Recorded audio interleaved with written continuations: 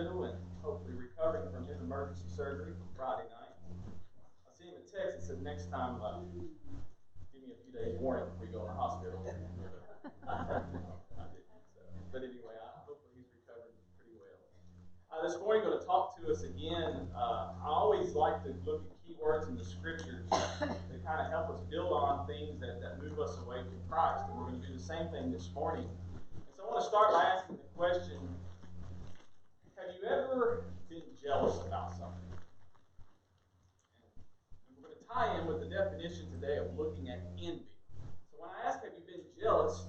Oftentimes, jealous and envy go hand in hand. Even though the definitions are a little bit different and we really don't have the same meaning, but there's no, our scholar says, envy is called the spark that starts hell's fire. And we stop and we think about the word envy, and it's something that maybe, do we have a little bit of jealousy in our life that turns to envy? See, jealousy is oftentimes when you have something and you're afraid it's going to be taken away, but envy is often when you're desiring the possessions of someone else. And we'll look at that specific definition here in a minute.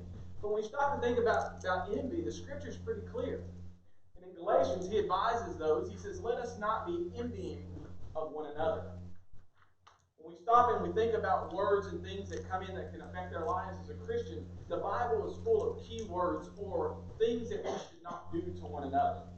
And this is just one of those lists of things of not envying one another. So when we look at the definition of envy, it's a painful or resentful awareness of advantage enjoyed by another, joined with a desire to possess the same advantage and a desire they did not possess that same advantage. I don't think, when we think of wanting what someone else has, we may think, well, I would like to have that.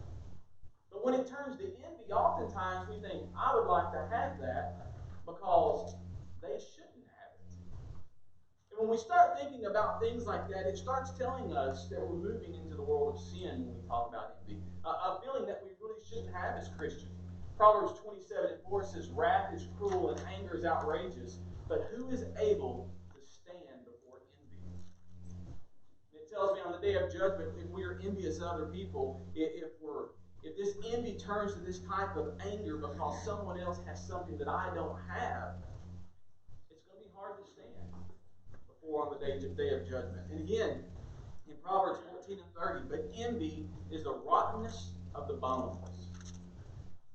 So again, I have to ask, do you have envy? I think the older we get, the more content we become with our possessions, the more content we become with who we are, the more content we become with our surroundings. But oftentimes, envy continues to creep into our world. And envy is an easy sin that's always available. And what I mean by it's always available is there's always something there that you could have a desire to want. And maybe even take it a step further, a desire that you don't want someone else to have. Maybe you're desiring to own the car that someone else down the road has. Maybe you have envy because of the home that someone else owns. Maybe you're envious that someone's a better cook than you are. Maybe you're envious that someone has a better marriage than you. Maybe you're envious because some things have happened to you, but not to other people. See, envy creeps in and we don't realize that envy can actually lead to more sin. It's a gateway of sin. It leads to hate. It leads to sometimes a self-righteousness attitude. Or it can lead us to gossiping about other people. It can make us have judgmental thoughts about people. I had a sermon about a year ago talking about bitterness. It leads to people being so angry with other people. Or it can make us really covet what other people have. So when we stop and think about, do we have envy in our heart? I think most people could say sometimes we've been envious of someone else for something. For some reason, we wanted someone else's possessions. But when it turns to sin, is where we have issues with it. You ever thought about someone else's possession and says, well, why do they own that? Why do they get to have that happiness? Why do they get to have those possessions? Why can't I have those possessions? They don't deserve to have that. Have you ever had those thoughts? I think most of us would probably say that we have had these thoughts. When we are desires of someone else's success, oftentimes it can lead to being envy. Now, there's times in envy where I might say it's okay. I love to see the Dallas Cowboys lose. Is that being envy because sometimes they're successful? Or am I doing that because most of my friends are Dallas Cowboys fans? Probably. Because I get to kind of rub it in sometimes. Some of us are that way because we love UK sports. We love to watch other people fail when they play UK. Then we become envious of other people's thoughts, suggestions, feelings, whatever. But again, it can lead to sin. And there's so many examples in the scriptures that we can talk about. Joseph's brothers, they were so envious of him because everyone in Israel loved Joseph that it led to sin. The Corinthians are advised in 1 Corinthians chapter 3 and verse 3. It says, you are envious people. Don't do that. Rachel envied Leah. Cain kills his brother because of envy. The chief priest envied Christ. And all of this envy eventually turned to bitterness and then eventually turned to sin. And we know the rest of the story when we look at the scriptures. There's a really good lesson in the Bible when we talk about envy. If you will, go ahead and open your Bibles to Matthew 20, verses 1 through 16. We've read this parable many times, and there's so many applications that we can make to it. But in the mindset of envy, I want us to read this through the eyes of bringing out this deep hatred, this deep, I guess we could still use the word jealousy, of wanting someone else's possessions or desiring to have what someone else has. And again, some people say, well, I don't really feel this way. I'm very content with what I have, or what I have. But study after study continues to show that envy is on the rise. And the main culprit, as we talk about a lot, deals with social media. People are constantly skimming through Facebook and Instagram and Twitter and TikTok, and they're seeing all these other things that people own and have, and their happiness and their joy, and they stop and think, well, why don't I have that? And again, the response is most people are not going to show the negative things in their lives. But we are a society of social media where we see the happiness in everyone else, and we say, I want that. I want to go on the vacation that they went on. I want to have the vehicle that they have. I want to have the happiness that they have. And we become so envious of each other. And the scriptures tell us we have to be very cautious of that. And this is a great lesson here in Matthew chapter 20. If you will, read with me through verse 13. It says, for the kingdom of heaven is likened to a man that is a householder, which went out early in the morning to hire laborers into the vineyard. And when he had agreed with the laborers for a penny a day, he sent them into his vineyard. And then he went out at the third hour, or about 9 a.m., and he saw others standing idle in the marketplace. And in verse 4, he said unto them, go ye also into the vineyard, and whatsoever is right I will give you. And they went their way. In verse 5, and he went out about the 6th hour, or around noon, and in the 9th hour, around 5, or around 3, and he did likewise. And about the 11th hour, at 5 p.m., he went out. And he found others standing idle, and he said unto them, why stand ye here all day idle? And they say unto him, because no man hath hired us. He saith unto them, go ye also into the vineyard, and whatsoever is right, that ye shall receive. So when the evening was come, and the Lord of the vineyard saith unto his steward, call the laborers, and give them their hire, beginning from the last unto the first. And when they came that were hired about the 11th hour, they received every man a penny. In verse 10, but when the first came, they supposed that they should have received more. And they likewise received every man a penny. And when they had received it, they murmured against the goodman of the house. And in verse 12, he says, saying that these last have wrought but 1 hour. For they've only worked 1 hour. And thou hast made them equal unto us, which have borne the burden of the heat of the day. So what we have here is this gentleman has hired different individuals to work in his vineyard. And some started working early in the morning. Some started working at noon. Some came at 3, and some came at 5. But at the end of the day, they were all given the same amount of payment. And we have a few individuals here that are a little upset about that. So they look at this landowner and they say, why are we not making more than the individuals that came at noon and at 3 and at 5? And he says, you agreed to this earning when you started working this morning. But this envy that came on because they didn't realize, I guess we could say it's a form of jealousy or a form of covetousness or a form of just wanting what someone else has or something more. These individuals basically look at the landowner and say, this is not right. I've worked all day. But the problem with this is when we look at this thing we call envy is the thief of joy. If these individuals had started working early in the morning and had been given the penny that they had been promised, they would have had joy. If they worked, they earned it, and now they have money to spend. But unfortunately, this hatred or this desire, this envy of these other workers that were paid the same amount of money robbed their joy. And is it right? You ever work with someone that makes the same amount of money as you do, but they do absolutely nothing?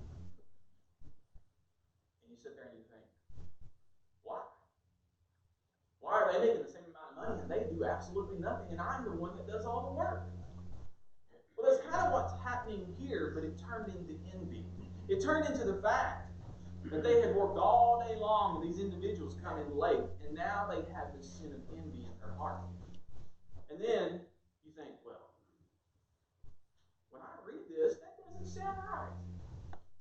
They should have made more. At least the ones that come in at noon, 3 and 5 shouldn't have made the same amount of money, because you know what? That's not fair. That's not fair when we read this. Most of us, when we read this parable, we stop and think, you know what? That's not fair for those guys that come in that early morning, work to the heat of the day, to not make more money.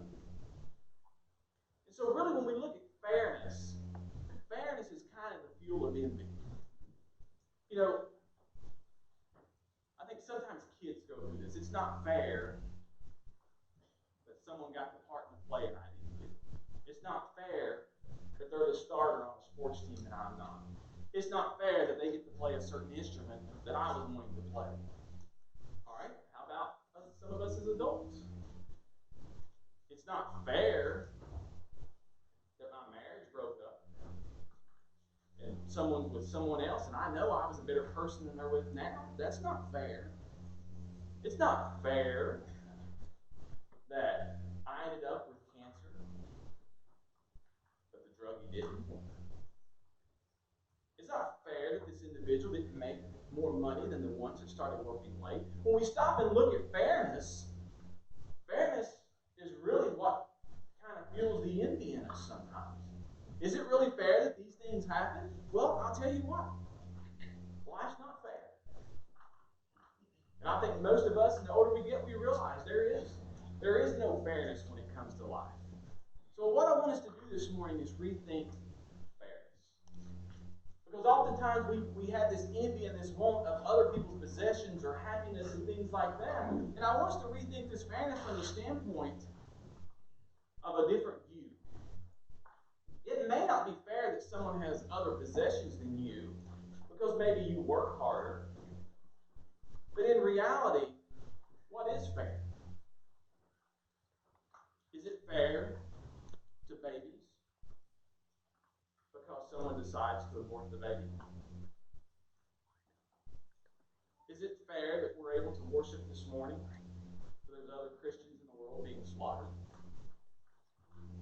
Is it fair that we've already thought about what we're having for lunch and which restaurant we're going to go to while other people starve?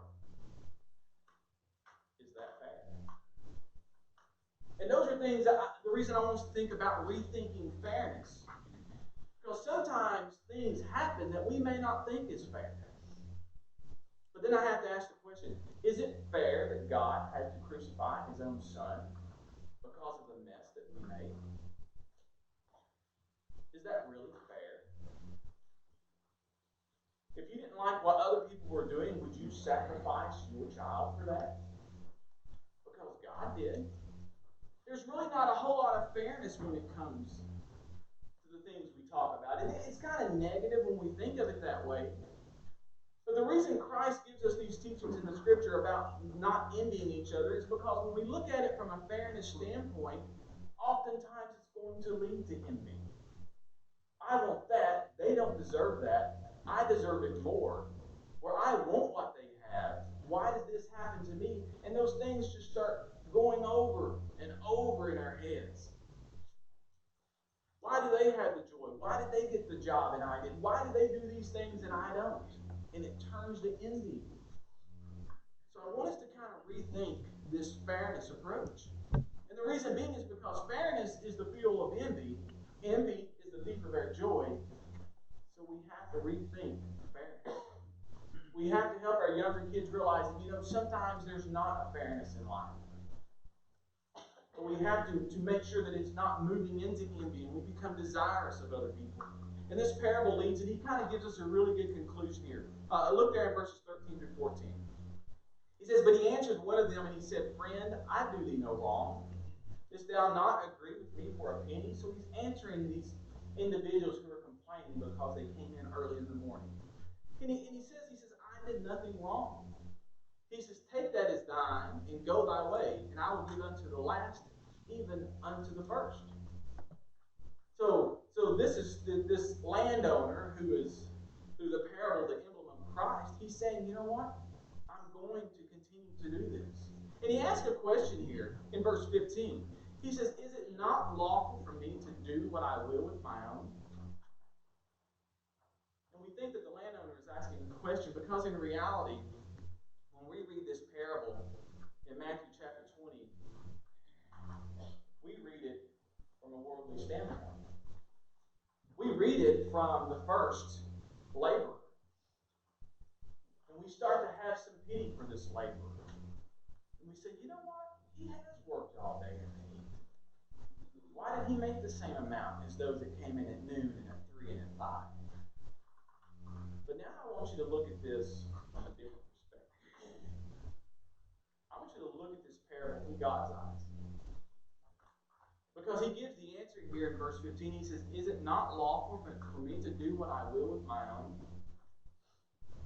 And I ask the question when we talk about the will of God. When God's will, in reality, is exactly what he said he's going to do here, that everyone will get the same. No envy, no jealousy. Everyone gets the same when it comes to God's will. You say, well, what do you mean everyone gets the same? Well, look here at a couple of examples. God wants the same for the woman at the well as he does Ruth, who was a saint. God wants the same for doubting Thomas as he does John the Baptist. Even though Thomas doubted, John never did. He wants the same.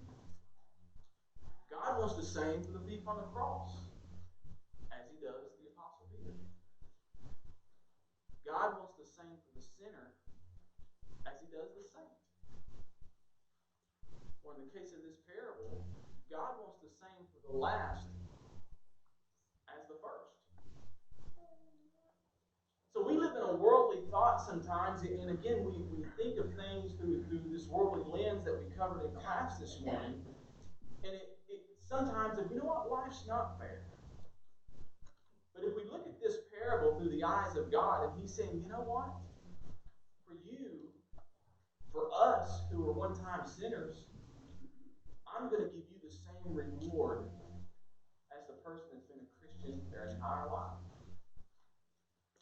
If you've only been a Christian for a few years, you're going to get the same reward as the person that made the decision to become a Christian when they were young. If you made the decision to be a Christian last week, you get the same reward as us that have been Christian for 10 or 15 years, if not longer. If you make the decision to become a Christian today, you get the same reward that all of us who are Christians here are going to receive. So when we talk about envy and things leading to wanting what others have, there's nothing more desirous of what we should own than our salvation. So when we read this parable, what if this was a parable about salvation? And in a way, it is a parable about salvation. There's some of us that have worked long and hard and will continue to work long and hard. There's some of us that are just starting out. But we all have the same reward. We all have the same payment. Because God wants the same for the last as he does the first. And the only true fix this from turning into a worldly envy is to look at it from the eyes of gratitude. And basically being thankful. Showing this gratitude that we have this salvation. Showing this gratitude that we can put away envy. That no matter what people possess, no matter how they possess it, we're not going to be envious of those things. And then again, let's turn this to individual salvation. No matter what sin other people have done in their lives, we're going to be happy and rejoice when they make that decision to become a Christian. There should be no envy, no place for those things, even in the spiritual world. Matthew 20 and 15, he says, "Is thy eye evil because I am good?" Are we really going to be evil because of other people's goodness? Are we really going to think evil thoughts because of the goodness in other people's lives? And again, there's times of fairness where it's not there. Maybe they shouldn't have earned that. Maybe they don't deserve that. But once it comes into our mind, and it turns into this envy, is where we, as Christians, are starting to see. So Galatians 5 and 26, it says, "Let us not be envying one another." You stop and you think about, have I had any enviness in my heart toward other people? Think of it this way. On the day of judgment, we enter into the gates of heaven. Do you really think anyone's going to look around and say, well, I can't believe they made it. They were just baptized last week. No. That's not even going to be a thought. Well, in reality, that should be our thought in the spiritual world, but also in a worldly sense. We may look across the aisle and see something that someone else has, and we may say, you know what, I would like to have that. But we can't let it turn to a point of saying they shouldn't have that. They didn't earn that. I'm not going to be thankful for them. Because again, if we can't show that gratitude of appreciation from worldly things for others, can we really show that gratification and happiness for others that receive spiritual blessings? So in Galatians, we're warned, let us not be envying of one another. Again, I don't think sometimes we realize it creeps in. I call it kind of one of those silent sins. Because you don't know if I'm envious of you this morning. You don't know if someone across the pew from you is envious of you. You don't know if your neighbor is envious of the things that you have. It's silent. But oftentimes can lead to more sin. So I want us to be like the landowner here. I want us to recognize that God's going to do the same for all of us. That He's going to ensure that when it comes to our salvation and not worldly things, He's going to ensure that we all get the same thing when it comes to our salvation. And when I look at this parable through God's eyes, it sends a stronger message of, you know what? I do have gratitude for God. I am thankful that God made it this way. Because I'm going to tell you right now, folks, I didn't start working in the early morning. I didn't work through the heat of the day. And most of us haven't worked through the heat of the day. Most of us started at noon, some of us at 3, and some of us at 5. But guess what? We're all going to get the same payment. So I encourage you as we sing the song of invitation. You come forward, we'll pray with you. We can discuss concerns, pray for baptism. Stand.